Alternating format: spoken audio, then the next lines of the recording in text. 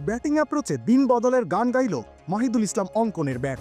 আর সেই ব্যাটে দুর্দান্ত এক ফিনিশ লেখা হয়ে গেল খুলনা টাইগার্সের নামে। 12 বলে 30 রানের অপরাজিত ইনিংস খেলেছেন এই উইকেট রক্ষক ব্যাটার। আর সেই ইনিংসে ভর করেই রানের পাহাড়ে উঠল খুলনা।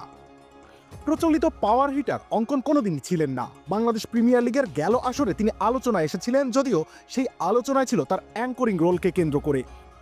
তবে এবার সেই অ্যাপ্রোচ পাল্টে অন্য একজন হয়ে উঠেছেন অঙ্কন। এনসিএল টি-20-তে তেমন কিছু করতে না পারলেও বিপিএলে তিনি অন্য মানব। এই অঙ্কন ভয়ডরহীন, তিনি ব্যাট করতে নামেনি বলটাকে বাউন্ডারির বাইরে পাঠানোর শপথ নিয়ে। নিজের ব্যাটিংয়েই রয়ে সয়ে থাকার চরিত্রটাই আমূলে বদলে ফেলেছেন তিনি। যত দিন যাচ্ছে পরিপূর্ণ একজন ফিনিশারই হয়ে উঠছেন তিনি। 12টা বল মাত্র ক্রিজে থেকেই ছক্কাই হাঁকিয়েছেন 4টা। ম্যাজিক হার্বাল টুথপেস্ট দূর করে দুর্গন্ধ সৃষ্টিকারী দাঁতের সমস্যা।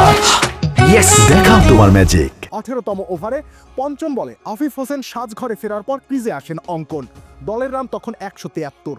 এরপর 13 বল থেকে খুলনা রান করে 36টি, যার মধ্যে অঙ্কনের অবদানই 30। 13 বলের মধ্যে হাফ সেঞ্চুরিয়ান উইলিম বশিষ্ঠ খেলতে পেরেছেন মাত্র একটা। অঙ্কনের টেস্ট অভিষেক হয়ে গেছে, যদিও সেটা ভুলে যেতে পারলেই সম্ভবত বেঁচে যান অঙ্কন।